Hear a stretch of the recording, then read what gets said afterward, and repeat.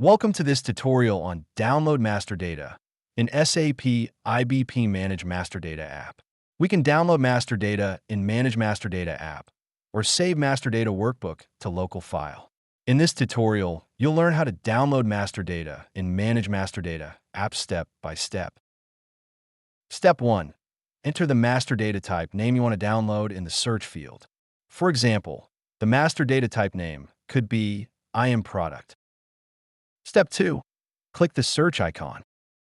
Step 3. Locate the IM product master data type and click it. Step 4. Click Display Master Data Entries button. A second window will appear. Step 5. Click Views drop-down to select views.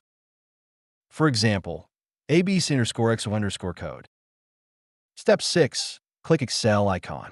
Select the folder to save the Excel file.